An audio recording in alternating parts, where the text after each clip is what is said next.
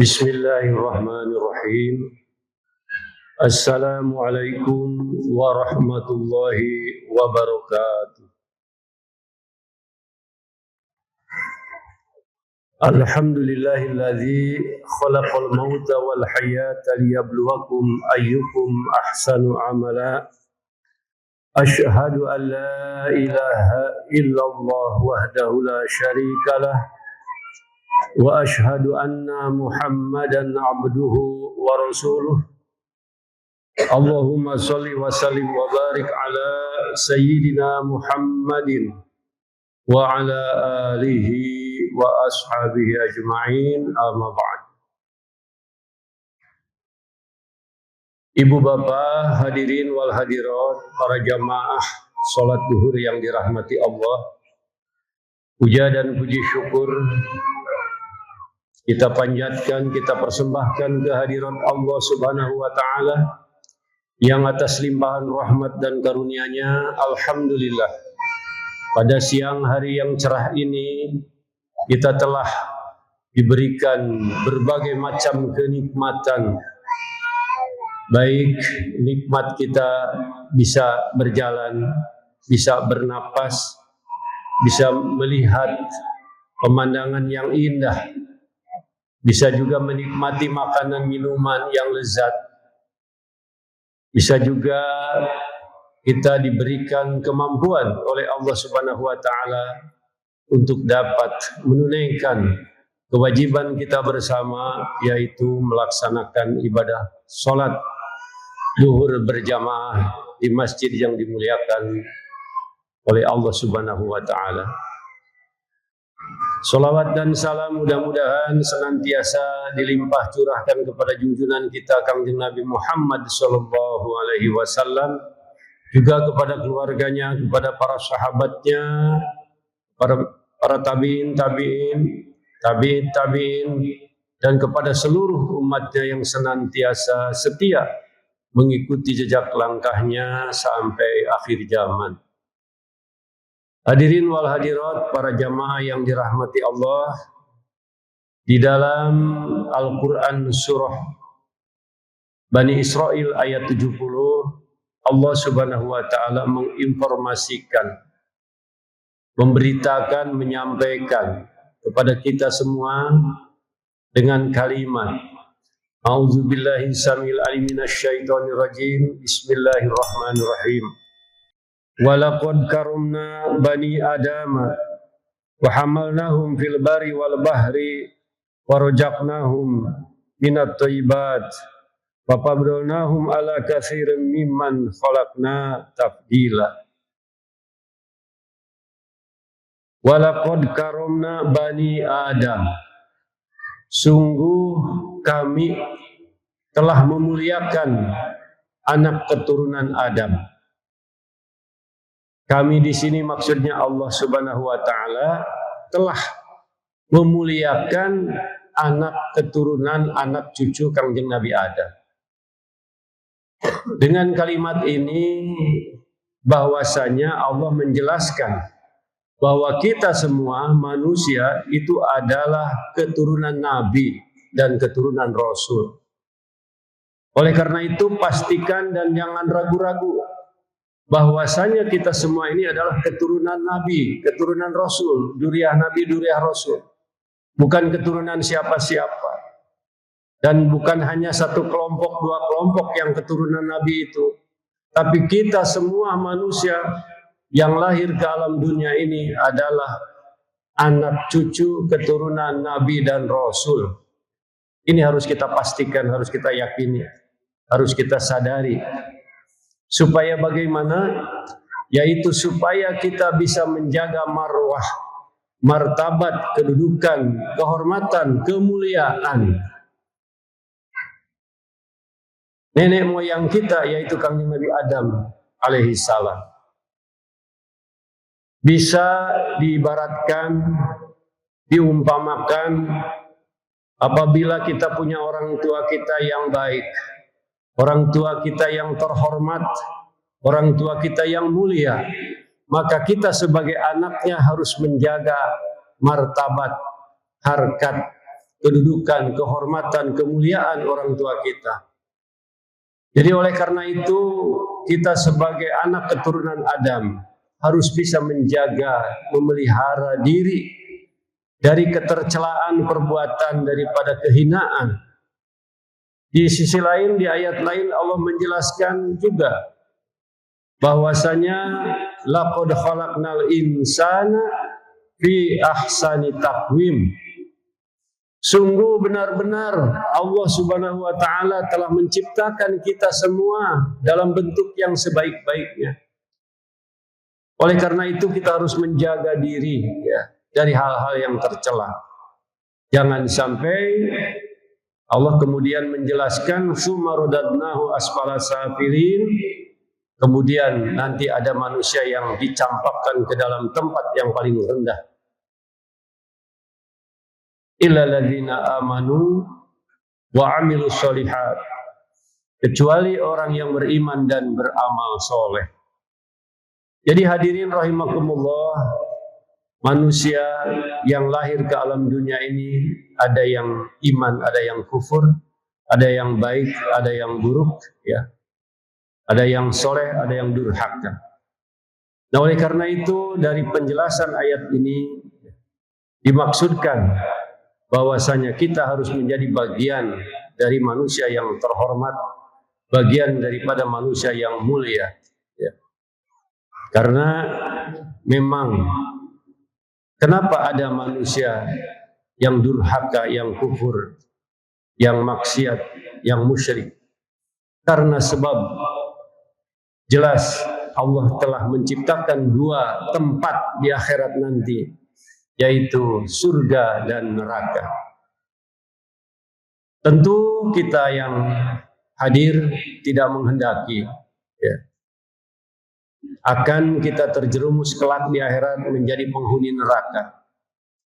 Oleh karena itu, dengan berbagai usaha dan ikhtiar, dengan meningkatkan senantiasa dan menjaga keimanan dan ketakwaan kita kepada Allah, agar kita tidak terjerumus kepada jurang kenistaan, jurang kedurhakaan yang kelak akan menimbulkan kesengsaraan bagi kita di yaumil akhir nanti. Hadirin jamaah rahimakumullah, kemudian pada ayat selanjutnya Allah Subhanahu wa taala juga mengatakan bahwasanya ya, kita ini dimudahkan dalam melakukan perjalanan baik di darat maupun di laut. Jadi manusia sejatinya harus merasa berbahagia di dalam hidupnya, karena Allah telah memberikan kemudahan di berbagai hal. Memudahkan kita untuk melakukan perjalanan, ya, melihat alam di sekitar kita, alam yang jauh dari kita, pemandangan yang indah. Itu adalah kenikmatan yang Allah berikan kepada kita. Dan kita bisa berkunjung bersilaturahim ya, ke saudara-saudara kita yang jauh ya.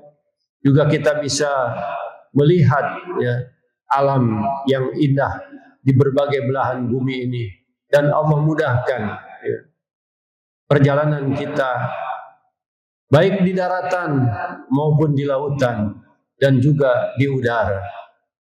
Maka dalam hal ini kita harus merasa senang dan bahagia dengan diberikan kemudahan untuk kita bisa melihat, berkunjung ke berbagai belahan dunia ini. Kemudian juga Allah jelaskan pada ayat berikutnya, pada kalimat berikutnya adalah kita diberikan rezeki yang baik-baik. Manusia diberikan makanan, minuman yang lezat, yang nikmat. Dan tidak dibenarkan ya, memakan makanan yang jelek, yang tidak bergizi, yang tidak segar.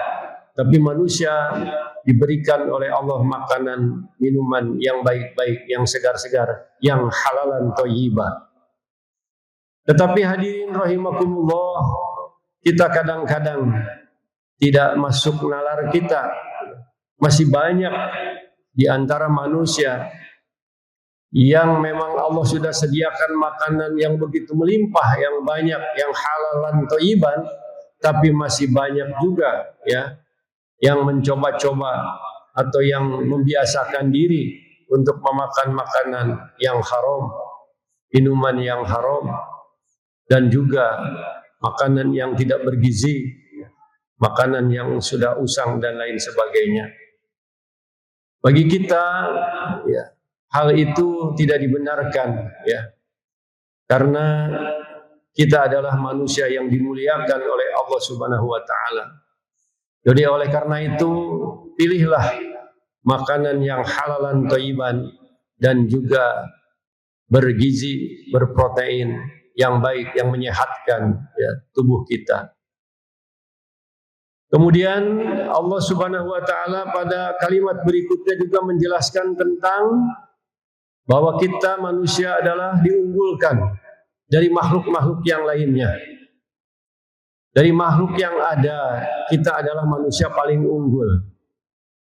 Oleh karena itu, lagi-lagi kita harus merasa senang, merasa bahagia dalam hidup ini. Karena kita adalah manusia yang dimuliakan oleh Allah. Dari segi postur tubuh, dari segi kemampuan, ya, manusia itu menjadi raja, khalifah di muka bumi. Kalau kita perhatikan di dunia ini banyak juga binatang yang buas, yang lebih besar fisiknya, ya, yang lebih kuat tenaganya. Tapi binatang yang lebih buas, yang lebih kuat tenaganya, yang lebih hebat tetap akan kalah oleh manusia. Karena manusia diciptakan oleh Allah untuk menjadi khalifah fil ardi, pemimpin di muka bumi. Jadi apapun yang ada di muka bumi ini tunduk kepada manusia. Dan manusia bisa menciptakan berbagai macam sarana prasarana yang luar biasa. Apalagi di zaman sekarang. Apabila dulu kita untuk bertransportasi harus menggunakan tenaga binatang, ya, roda, keretek dan lain sebagainya. Tetapi saat ini, ya, diberikan kemudahan. Kalau dulu untuk melakukan perjalanan, ya, sampai lama berhari-hari, berminggu-minggu. Dulu generasi terdahulu kalau berangkat ibadah haji dari 6 bulan. Turun sampai 3 bulan, sebulan. Sekarang cuma 9 jam. Ya. Dari kita, dari sini, dari Indonesia ke Saudi Arabia, hanya ditempuh dengan waktu kurang dari sehari, bahkan kurang dari setengah hari. Hanya 9 jam. Ini luar biasa. Ya. Belum lagi dulu kita kirim uang harus berhari-hari, berminggu-minggu. Sekarang udah luar biasa. Dengan adanya teknologi, kita semakin diberikan kemudahan ya, di berbagai bidang. Ya. Belanja juga mudah. Ya. Kita butuh makanan mudah, butuh kendaraan mudah, segala mudah. Ya. Tinggal punya uangnya saja. Ya. Nah itu. Jadi ini yang seharusnya dirasakan bahagia. Jadi manusia yang hidup masa kini di abad modern ini harusnya manusia merasa bangga dan merasa berbahagia. Jadi jangan sampai ada di kalangan kaum muslimin yang masih ya galau, yang masih banyak mengeluh ya tentang hidup dan kehidupan. Karena apa? Karena sejatinya kita ini adalah makhluk yang dimuliakan oleh Allah Subhanahu wa Ta'ala. Di dalam surah Al-Bayyinah Allah menjelaskan, innalladzina amanu wa amilu sholihat ulaikahum khairul bariyah.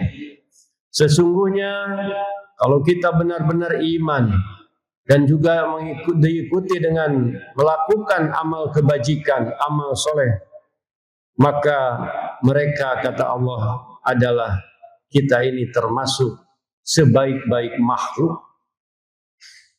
Sebaik-baik makhluk itu berarti dibandingkan dengan malaikat pun kita ini lebih baik. Ya. Kenapa manusia lebih baik daripada malaikat?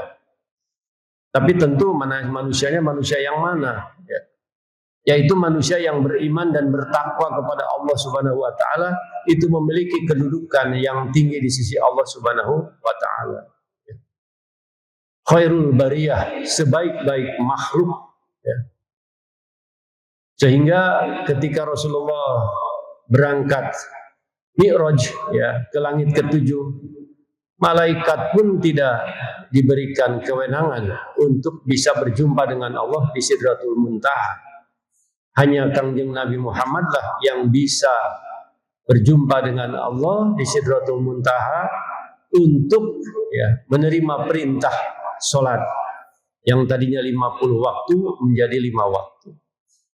Dan ketika Rasulullah sampai kembali lagi ke bumi dan ditanya oleh para sahabat yang ada di sekitarnya, bagaimana berjumpa dengan Allah yang dirasakan? Maka Rasulullah menjelaskan, tidak bisa dibayangkan karena tidak pernah terlintas sedikit pun di angan-angan betapa nikmatnya ya berjumpa dengan Allah Subhanahu wa taala. Dan di dalam ayat, kita manusia beriman bertakwa, kelak Allah akan menjumpai kita. Allah Subhanahu wa taala akan menjumpai kita. Jelas banyak ayat yang menerangkan bahwasanya Allah akan menjumpai kita atau kita akan berjumpa dengan Allah kelak di yaumil akhir. Ya. Pastinya kita akan merasakan betapa nikmat dan bahagianya kelak seandainya kita bisa berjumpa dengan yang maha agung, yang maha kuasa, yang maha kasih sayang, yang maha pemberi rahmat, yang maha segala-galanya. Itulah Allah Subhanahu wa ta'ala. Oleh karena itu hadirin rahimakumullah, maka tanamkanlah zat Allah atau rahmat Allah di dalam diri kita. Kemudian Allah juga menjelaskan di dalam surah Al-Baqarah ayat 25 bahwasanya kita diperintahkan oleh Allah untuk menyampaikan kabar yang baik ya kepada umat, kepada manusia. Allah berfirman, wa basyiril ladzina amanu wa amilus solihat anna lahum jannatin tajri min tahtihal anhar kullama ruziku minha min samarati rizqa qalu hadzal ladzi ruzikna min qablu wa utubihi mutasyabiha wa lahum fiha azwajun mutahharatun wa hum fiha khalidun. Dan sampaikanlah kabar gembira. Ini penting bagi kita, setiap di antara kita saling memberikan informasi, mengabarkan tentang kabar gembira dari Allah ini. Supaya hidup kaum muslimin tidak ada yang galau, tidak ada yang mengeluh, tidak ada yang resah, gelisah, tidak ada. Ya. Jadi sebagaimana kita senantiasa tiap hari berdoa pada sholat, Rabbana atina fid dunya hasanah wa fil akhirati hasanah wa qina adzabannar. Ya Allah, berikanlah kepada kami ya kebaikan di dunia, kesejahteraan di dunia, kenikmatan di dunia, keselamatan di dunia, dan beri juga kami kenikmatan, kebahagiaan, kesenangan di akhirat nanti, dan juga mudah-mudahan kami semua dihindarkan dari azab api neraka. Dari kalimat itu yang kita mohonkan kepada Allah agar kita senang bahagia di dunia dan di akhirat. Lalu seandainya umat Islam tidak merasakan senang bahagia hidup di dunia, lalu mau kapan kita hidup di dunia? Jangan sampai berpersepsi, punya pemikiran bahwa nanti saya senang tuh kalau sudah dapat uang 10 juta misalnya. Nanti kalau saya sudah punya rumah mewah ya, baru saya akan senang. Buat apa? Ya. Jadi senang itu dibangun ya. Senang itu dipercepat ya. Mudah-mudahan dari apa yang disampaikan ini, ibu bapak hadirin yang dirahmati Allah, sejak sekarang kita harus merasa senang, merasa bahagia. Ya, karena apa? Ya karena Allah itu maha luas karunia-Nya, maha besar rahmat-Nya, maha besar kasih sayang-Nya. Jadi jangan sampai kita kurang bersyukur. Ya. Karena kenikmatan itu apabila kita menerima, mensyukuri apa yang diberikan oleh Allah. Karena apapun yang ada pada diri kita itu adalah bukti kasih sayang Allah. Jangan melihat materinya, tapi dilihat adalah immateri atau batin kita. Ya. Dan batin kita akan merasakan nikmat bahagia seandainya kita memahami, ya, mengakui akan kasih sayang Allah Subhanahu wa Ta'ala. Oleh karena itu, ya, mudah-mudahan ibu bapak hadirin yang dirahmati Allah, hari ini, menit ini, detik ini merasa bahagia menjadi hamba-hamba Allah yang beriman dan beramal soleh. Karena Allah menjelaskan annalahum jannat, bagi mereka itu akan diberikan surga yang penuh dengan kenikmatan. Jadi kenikmatan yang ibu bapak rasakan, dapatkan di dunia ini, saya doakan mudah-mudahan berlanjut ya sampai ke akhirat. Jangan sampai kenikmatan kebahagiaan dunia ini hanya dipakai untuk dunia saja, tidak diproyeksikan untuk kehidupan akhirat nanti. Kita harus berkelanjutan.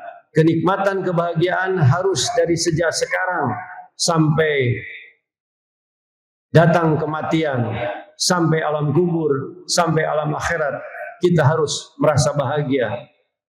Dan kebahagiaan itu adalah ketika kita dekat dengan Allah. Seperti di dalam surah Al-Bayyinah, radhiyallahu anhum wa radu'an, dzalika liman khasyya rabbah. Kita harus merasa ridho terhadap apapun yang ditetapkan oleh Allah, agar Allah pun ridho kepada kita. Karena kebahagiaan itu tempatnya adalah di dalam keridhoan. Apabila orang mendapatkan ridho dari Allah, sikap dan perilakunya ada di dalam ridho Allah, pasti dia akan merasakan nikmat lezatnya iman dan ketakwaannya, akan merasakan kebahagiaan. Oleh karena itu, marilah kita bahagiakan diri kita masing-masing, karena tidak akan ada yang bisa membahagiakan hati kita kecuali oleh diri kita sendiri. Dan kita tidak akan bisa merasakan bahagia, nikmat lezatnya iman dan takwa apabila kita tidak memahami tentang hidup dan kehidupan. Dan untuk kita bisa memahami tentang hidup dan kehidupan manusia, tentu kita harus thalabul ilmi. Dan thalabul ilmi yang dimaksud adalah thalabul ilmi tentang dinul Islam. Dinul Islam tidak ada lain kecuali disandarkan kepada Al-Quran dan Sunnah. Karena Rasulullah telah mewasiatkan, taraktu fikum amraini ma in tamassaktum bihima lan tadilu abada kitaballah wa sunnatur rasul. Telah kutinggalkan dua pusaka, yang apabila kamu berpegang teguh kepada dua pusaka itu, niscaya kamu tidak akan tersesat selama-lamanya. Apa itu? Al-Quran dan Sunnah Rasulullah SAW.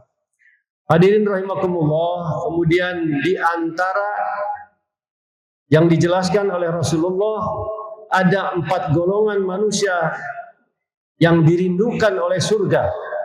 4 golongan yang dirindukan oleh surga. Siapa dia? Yang pertama adalah orang yang senantiasa membaca Al-Quran, ya, talil Quran. Orang yang senantiasa membaca Quran dari hari ke hari, senantiasa akrab dengan Quran, itulah orang yang dirindukan oleh surga. Yang kedua adalah orang yang senantiasa menjaga lisan, hifdzi lisan. Orang yang tidak mudah mengeluarkan kata-kata yang jelek, kata-kata yang tercela. Orang yang senantiasa menjaga tutur katanya, ya, menjaga adabnya, itu yang dirindukan oleh surga. Dan kemudian yang ketiga adalah orang yang senantiasa wa mut'imi ta'am, senantiasa memberi makan kepada fakir miskin, kepada orang yang lapar. Dan yang keempat, orang yang saum di bulan suci Ramadan.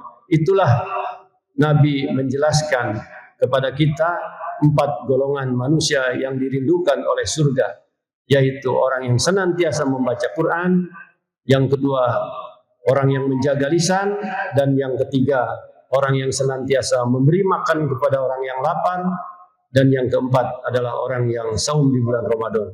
Kita sebentar lagi akan menghadapi bulan Ramadan. Mudah-mudahan Allah berkenan, Allah mengabulkan doa kita sebagaimana kita panjatkan, ya.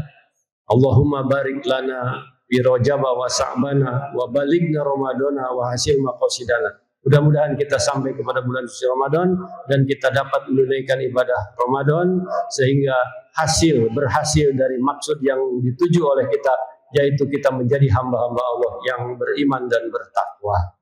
Itulah hadirin yang bisa kami sampaikan pada kesempatan yang baik ini. Mudah-mudahan ada guna manfaatnya. Yang benar dari Allah Subhanahu wa taala, yang salah, yang keliru itu dari kesalahan saya pribadi. Terima kasih. Billahi taufiq wal hidayah. Wassalamualaikum warahmatullahi wabarakatuh.